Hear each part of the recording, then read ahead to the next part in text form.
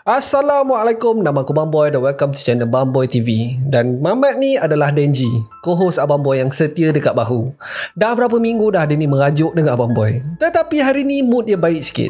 Dia kembali teman Abang Boy menceritakan kisah-kisah aneh dan seram yang terjadi dekat serata alam maya ni. Hari ni Abang Boy akan membawa korang ke Australia, antara negara yang Abang Boy tak akan pergi walaupun Abang Boy banyak duit. Sebab apa guys? Sebab setiap binatang kat sana ada potensi untuk bunuh kita. Korang ingat kangaroo tu comel ke? Tak weh. Sekali dia sepak je, terburai perut. Itu tak cakap lagi pasal burung magpie. Korang bayangkan tengah jalan-jalan dekat taman, tiba-tiba kepala korang kena patuk. Silap hari bulan boleh buta weh. Abang Boy tak cakap lagi pasal spiders, ular dan macam-macam lagi lah. Inilah ni negara asal Mamat Oren ni. Anyway, Abang Boy bukan nak cerita pasal binatang-binatang dekat sana. Abang Boy nak kupas satu kes pembunuhan yang dilakukan oleh seorang pembunuh kejam. Ini kes kedua yang Abang Boy cover dekat negara Australia ni. Dua-dua brutal nak mati mat. Dalam carta negara pembunuh bersiri yang kejam, Abang Boy bagi Australia ni ranking nombor 2 selepas Rusia. Tetapi sebelum tu jangan lupa like, share dan subscribe kalau korang suka konten-konten dekat dalam channel ni. So kalau korang dah ready, let's go.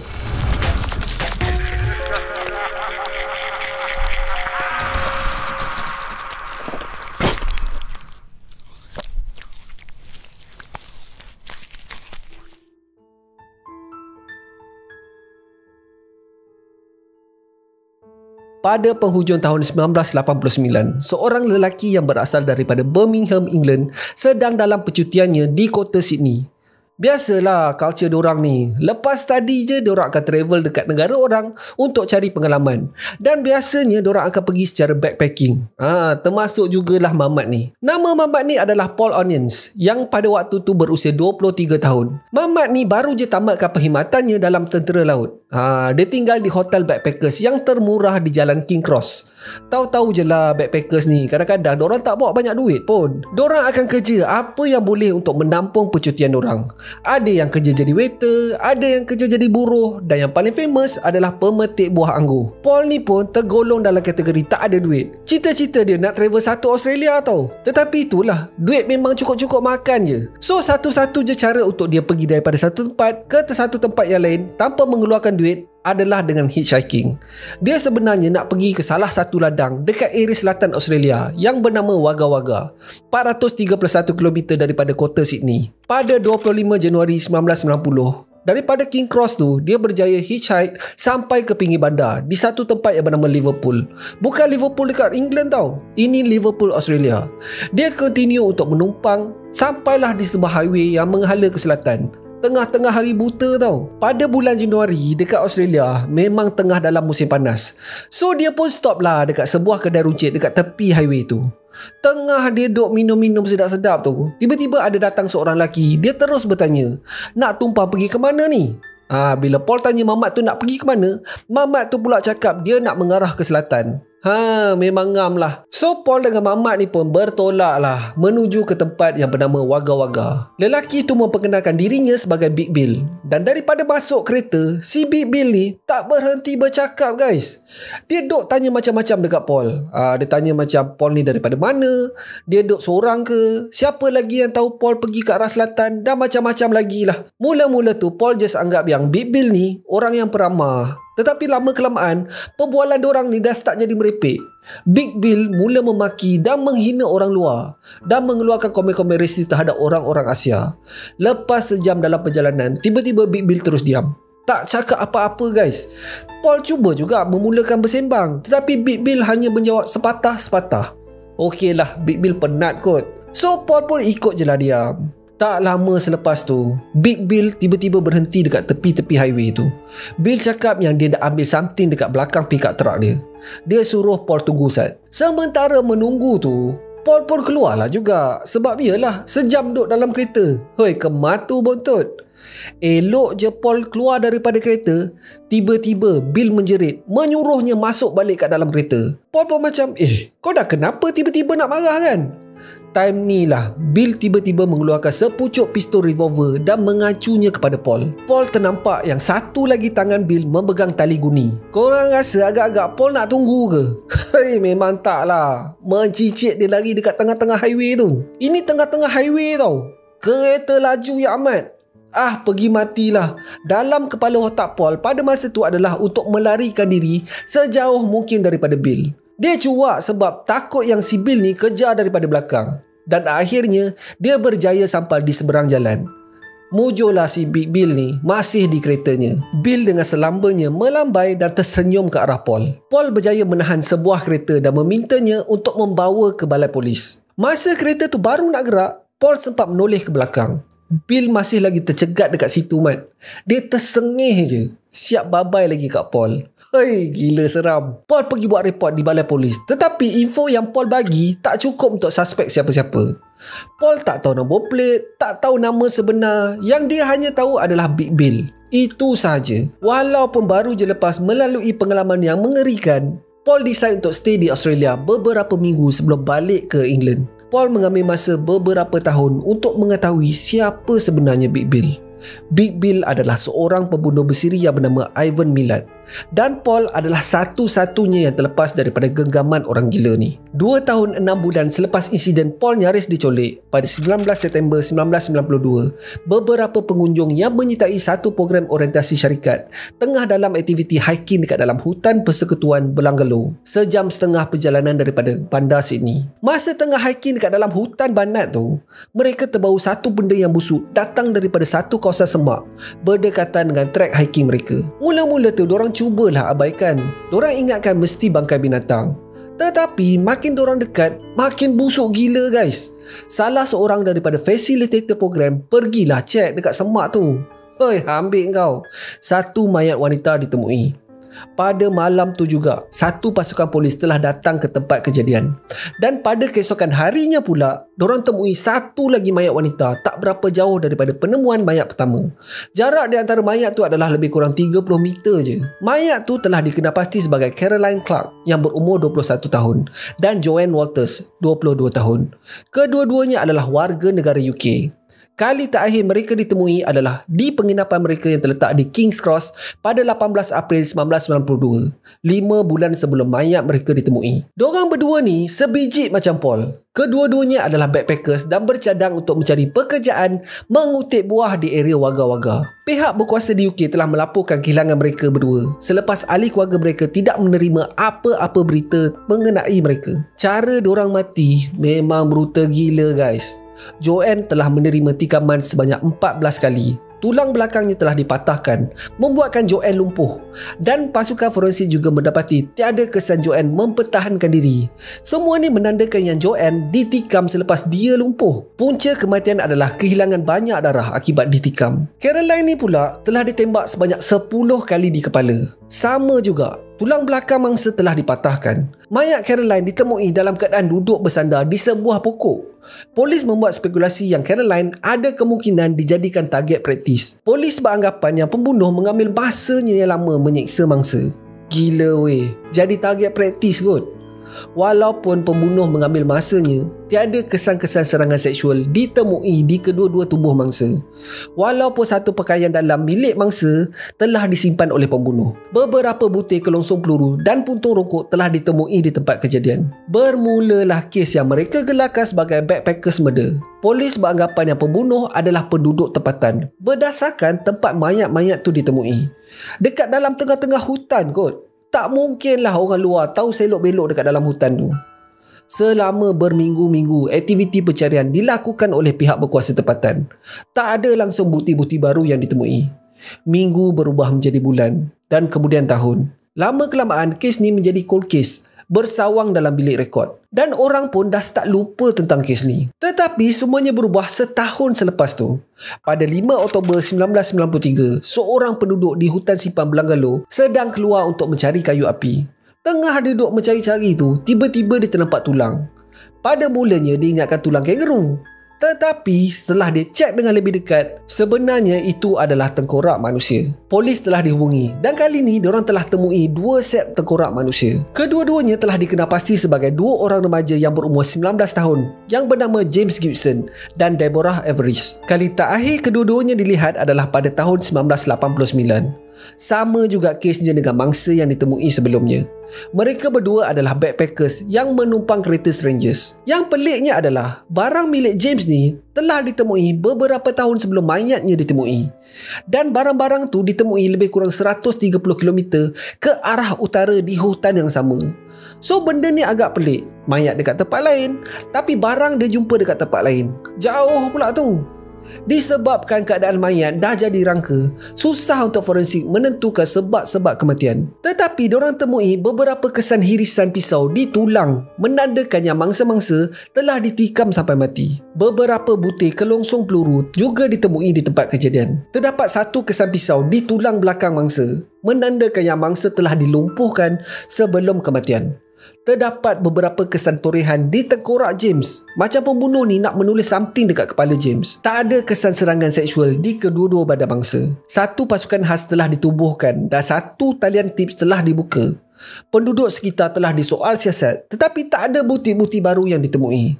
Kecuali ada seorang penduduk di situ mengatakan beberapa tahun sebelum tu, dia teringat yang dia terlihat dua kereta memasuki kawasan tempat kejadian. Satu kereta sedan yang berjenama Ford dan satu lagi pickup truck yang berwarna hitam.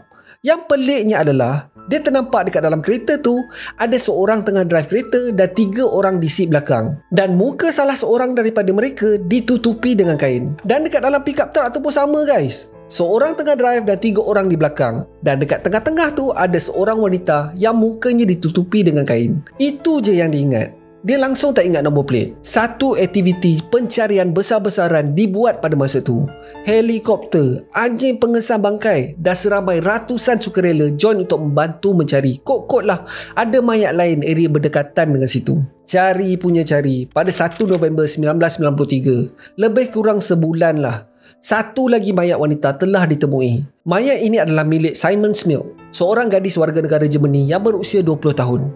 Punca kematian sama je. Tikaman berulang-ulang kali di seluruh badan. Sama juga, pembunuh telah melumpuhkan mangsa dengan tikaman di tulang belakang. Unggun api, botol bir, puntung rokok dan juga kelongsong peluru telah ditemui berhampiran dengan mangsa. 2 hari selepas tu, 2 lagi mayat telah ditemui, menjadikan total mangsa sebanyak 7 orang. Kali ni sama juga, 2 orang warga negara Germany. Gabor Neubauer, seorang lelaki yang berumur 21 tahun, dan juga Anja Habschied yang berusia 20 tahun. Dilihat meninggalkan King's Cross untuk mendapatkan pekerjaan memetik buah. Gabor telah ditembak sebanyak 6 kali di kepala dan dijadikan target praktis. Anja pula telah dipenggal. Kepalanya sampai ke hari ini masih tak ditemui. Menurut laporan bedah siasat, Anja masih hidup semasa kepalanya dipenggal oleh pembunuh.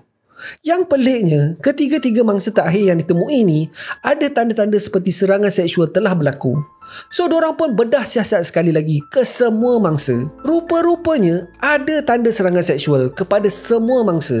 Tak kisahlah sama ada lelaki atau perempuan, semuanya pembunuh ni turun. Hei, gila nafsu dia ni. Pada masa ni, berita tentang penemuan mayat di hutan Belangelo dah famous gila dah. Berita ni sampai ke UK tau. Bila Paul dapat tahu pasal ni, dia cuba untuk call sekali lagi pihak berkuasa Australia untuk melaporkan apa yang dia pernah lalui. Tetapi laporan dia hilang di celah-celah ribuan tips yang polis terima. Sebanyak 500,000 Australian dollar telah ditawarkan kepada pemberi tip sehingga tertangkapnya pembunuh yang bertanggungjawab. So memang diorang terima macam-macam tips lah hari-hari. Seramai 37 pegawai penyiasat telah ditugaskan sepenuh masa untuk menyelesaikan kes ni. Pada masa ni lah salah seorang daripada pegawai tu perasan satu laporan yang telah dibuat pada awal Oktober. Laporan yang pasal saksi ternampak 2 kereta yang masuk ke dalam hutan. Nama saksi itu adalah Alex Millett. Dan ada lagi satu tip yang diterima daripada seorang wanita yang klaim dia adalah girlfriend seorang lelaki yang bekerja dengan Ivan Millett. Dia menyuruh polis pergi siasat si Ivan ni. Si Ivan ni bekerja di Road and Traffic Authority atau RTA. Lebih kurang macam Puspakom dan JPJ combine. Lagi satu kerja RTA ni adalah bertanggungjawab untuk memastikan jalan-jalan semua okey. So kerja si Ivan ni memang travel sana sini lah untuk repair jalan yang rosak. Bila polis cek, si Ivan ni ada rekod jenayah lampau pula tu. Memang senang lah kerja polis ni.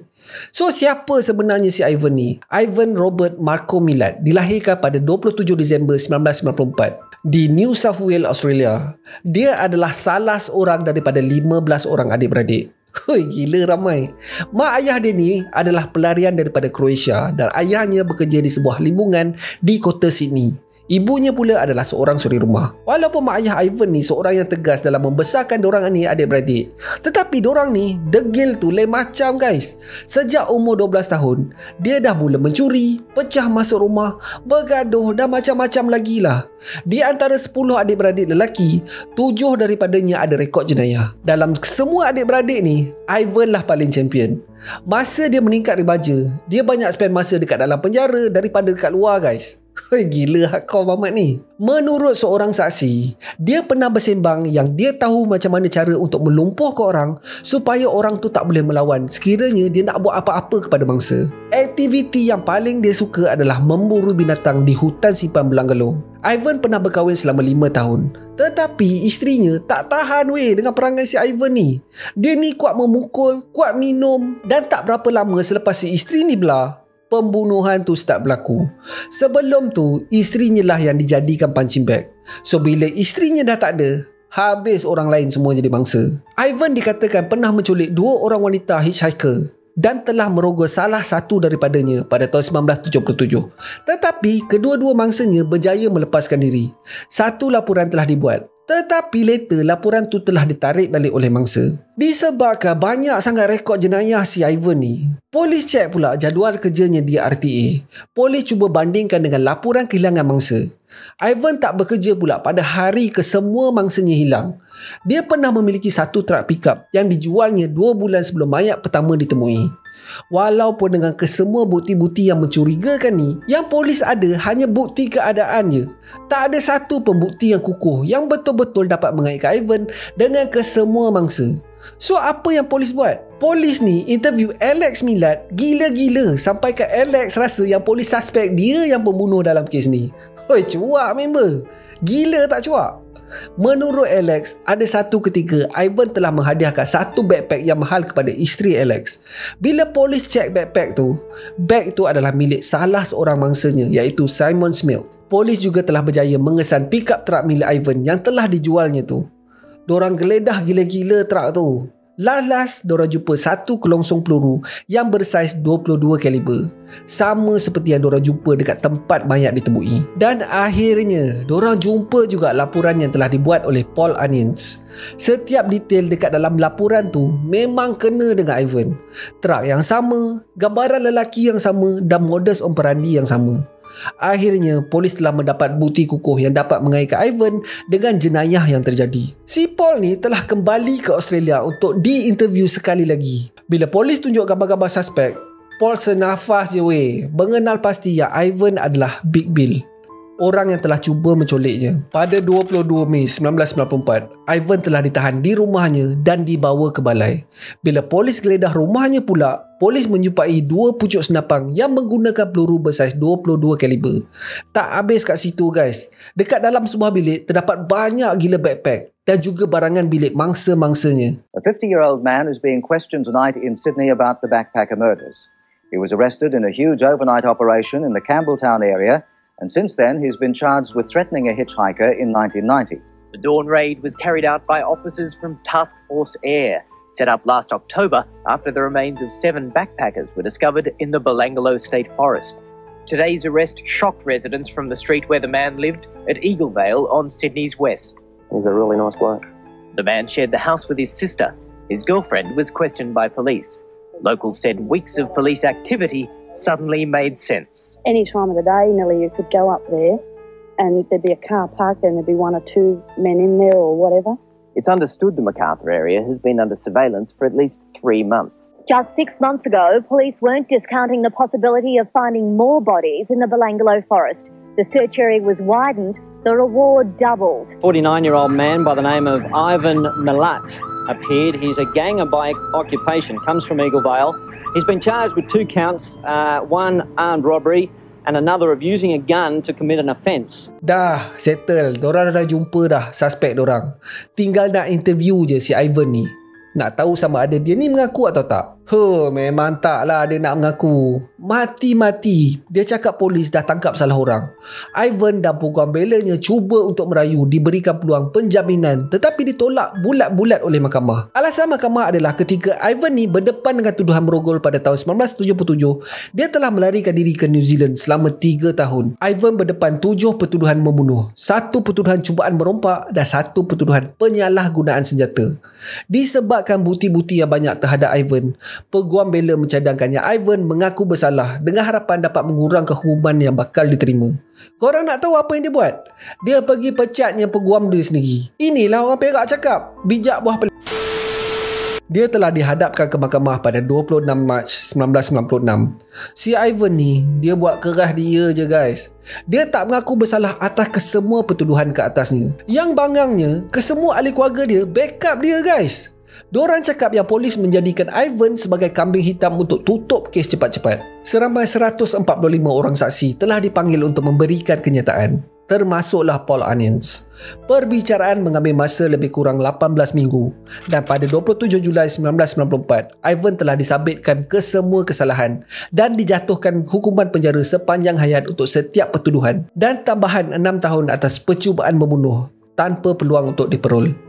Rata-rata mengatakannya Ivan bukan bertindak bersendirian guys, sebab ada beberapa kali yang mangsanya adalah pasangan. So kalau ikut logik, susah untuk seorang nak kawal kedua-dua mangsa ni dalam satu masa. Tak kisahlah dia kuat macam mana pun, susah kot nak kawal 2 orang sekali. Ingat tak kenyataan Alex Millard yang kata dia ternampak 2 kereta yang mencurigakan masuk ke dalam hutan? Ada yang mengatakan adik-beradik Ivan join sekali dalam aktiviti jenayahnya. Ada juga teori yang mengatakannya Ivan juga bertanggungjawab atas lebih ramai mangsa-mangsa backpackers yang hilang. Semua ni berdasarkan jumlah backpack yang polis temui dekat dalam rumah Ivan. Bukan setakat 7 backpack je tau, berpuluh guys. Seramai 23 kes kehilangan telah dikaitkan dengan Millard. Cuma masalahnya adalah tak ada bukti-bukti lain yang ditemui. Tak ada mayat ditemui sehingga ke hari ini. Dan si Ivan ni pula sejak dijatuhkan hukum, dia tak buka mulut langsung guys. Dia masih mengatakan yang dia tak bersalah langsung. Memang family si Millard ni bermasalah geng. Pada tahun 2012, anak cucu saudara yang bernama Matthew Millard dan juga seorang kawannya telah dijatuhkan hukuman penjara selama 43 tahun atas kesalahan membunuh seorang lagi kawan kelasnya di hutan Belangelo. Okay. What I'm trying to do here is just to corroborate what happened earlier this morning and the questions that I had asked him this morning. Is it the case that you're not going to answer those questions about what happened? Yes. Now, I want to ask you some questions about that. Are you prepared to answer those questions? No. Bila ditanyakan motif, Matthew hanya menjawab yang dia nak mengikut jejak langkah atuk saudaranya, iaitu Ivan Millard. Memang brutal gila guys. Dia kapaknya kepala member sampai nyaris terpenggal. Esoknya, dia siap berlagak lagi dengan member-member lain dengan mengatakan dia dan kawannya telah membunuh. Menurut saksi, Matthew mengatakan, I am a Millard. This is what we do. Hanya seorang je ahli keluarga Millard yang tampil ke depan mengecam tindakan Ivan, iaitu abangnya yang paling sulung yang bernama Boris. Dia mengatakan yang Millard adalah manusia sampah. Yang lain siap cakap diorang bangga kot dengan Ivan. Backup kau-kau siut. Kehidupan Ivan dekat dalam penjara pun tak mudah guys. Sejurus je dia masuk dekat dalam penjara, dia kena rambel kau-kau. Dia pernah beberapa kali cuba untuk melarikan diri, tetapi tak berjaya. Dan dia juga membuat rayuan berkali-kali untuk dibicarakan semula, tetapi langsung tak dilayan. Pada tahun 2009, Ivan telah memotong jarinya untuk mengugut mahkamah supaya menerima rayuannya. Sekali lagi, mahkamah tak layan. Tapi kan dalam banyak-banyak cubaan dia ni, ada satu je yang tak masuk akal. Dia telah membuat mogok lapar selama 9 hari. Korang nak tahu tak pasal apa? Dia cakap dia tak akan makan selagi dia tak dapat PlayStation. Apa kebangang dia ni? Pada bulan Mei 2019, Ivan telah didiagnos mengidap penyakit kanser esophagus. Kesihatannya merosot selepas tu. Dia telah diwatkan di unit kawalan rapi di Hospital Prince of Wales pada 9 Ogos disebabkan berat badannya menurun sebanyak 20 kg dalam masa seminggu je. Keadaannya didapati stabil dan selepas beberapa hari, dia telah dihantar kembali ke penjara. Pada masa inilah, pihak berkuasa telah membuat satu sesi terakhir untuk memberi peluang kepada Ivan mengaku atas kes-kes kehilangan yang lain. Having a bit of a chat to see whether we can shed any light and maybe get get a bit of closure or for some families out there. How do you feel about that? Ivan. Yeah, that's a breath. It's okay. I'm just tapping you because I don't know if you're asleep or awake. I don't want to keep banging you on the arm. Korang tengok, dia dah nak mati kot. Sepatah haram pun dia tak cakap. Dia senyap je sampai kesudah. Pada 27 Ogos, Ivan telah dikejarkan ke hospital sebab dia tak sedarkan diri. Dia telah diisytiharkan mati pada pukul 4.05 pagi. Dia berumur 74 tahun semasa kematiannya. Sampai kesudah, kita tak akan tahu bilangan sebenar mangsa Ivan. Dia bawa rahsia tu sampai ke kubur, guys. Hoi, punyalah degil. Kisah kejam Ivan telah dijadikan sebuah movie yang diterbitkan pada tahun 2005 yang berjudul Wolf Creek. Best gila kot cerita tu. Pada siapa-siapa yang suka genre slasher film, Abang Boy suggest korang pergi tengok movie tu. Anyway, ada dua persoalan dekat sini. Adakah si Ivan ni membuat kerja sorang-sorang atau ada orang lain yang join sama-sama menyeksa mangsa? Itu soalan nombor 1. Soalan nombor 2 pula, korang rasa 7 orang je ke mangsa si Ivan ni? Ataupun bilangan dia lebih lagi? Macam Abang Boy cakap tadilah, ada 23 kes kehilangan di kawasan berdekatan sama pada waktu Ivan melakukan jenayahnya. The only problem is, tak ada langsung mayat ditemui sampai ke hari ini. So seperti biasa guys, Abang Boy nak dengar pendapat korang. Kasih komen dekat bawah. So that's it for today guys. Terima kasih sebab tengok video Abang Boy sampai habis. Kalau korang suka dengan video Abang Boy ni, Abang Boy sangat-sangat appreciate kalau korang boleh belanja Abang Boy 1 like. Dan mungkin juga korang boleh consider to subscribe dan tekan bell notification button tu supaya tak terlepas video Abang Boy yang akan datang. So akhir kata, jangan nakal-nakal, be awesome, stay creepy. Assalamualaikum.